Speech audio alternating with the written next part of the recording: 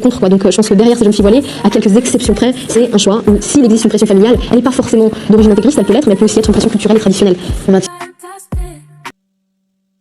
Finalement, moi je crois qu'il y a qu'elle vient d'endurer comme le raconte sa mère Asiba. Samara elle est coquette, Samara elle s'arrange, Samara elle se maquille un peu. Et puis cette jeune fille est voilée. Et on l'a traitée de cofard. Cofard ça veut dire mécréante. Ma fille voilà, elle s'habille à l'européenne. Enfin elle est pas voilée. Toute la journée c'est des insultes. Moi en l'occurrence je considère pas forcément que c'est un fait culturel parce que là en l'occurrence l'anecdote que vous venez, enfin l'infraction qu'il y a eu, plus qu'une anecdote, qui a eu lieu en avril dernier, pour moi c'est un fait assez universel.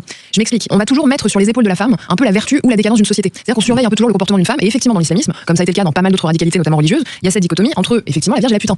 Quand vous avez une femme voilée, Ou la maman et la putain, exactement. La maman étant finalement la suite un peu logique entre guillemets de la vierge. Mais on peut pas passer par autre chose. Là en l'occurrence que vous décrivez et ce que je décris effectivement dans mon livre, c'est que on a une femme qui parce qu'elle porte ce voile considère qu'elle est plus vertueuse, que par conséquent elle a plus de valeur, mais en plus considère qu'elle a le droit de surveiller l'autre femme. Et passage à autre chose. Est-ce que vous considérez le voile comme un passage vraiment à autre alors chose? ça l'est pas systématiquement, mais c'est ça c'est là où réside toute la complexité et la nuance à rappeler dans le voile, c'est que moi je l'écris comme ça, c'est pas une posture, c'est la réalité du terrain. Toutes les femmes voilées ne sont pas radicalisées, mais le fait est que toutes les femmes radicalisées sont passées par le voilement. Vous n'avez pas de femme radicalisée qui se soit pas voilée à un moment, ça n'existe pas. Donc en fait, qu'est-ce que ça veut dire? Ça veut dire qu'on peut pas accuser toute femme qui décide de porter le voile d'être une dangereuse extrémiste, et en même temps on peut pas non plus sous-estimer le fait que le voile est l'instrument ultime de l'entrisme islamiste. C'est-à-dire que comme toute idéologie totalitaire, ça c'est quelque chose qu'il faut rappeler.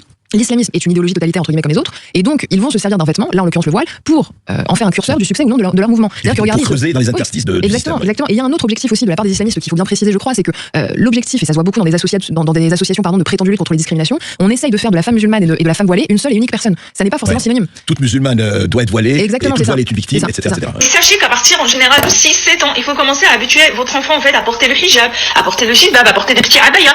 Mais ça permettra en fait à cet enfant-là de s'habituer à cet habit. Et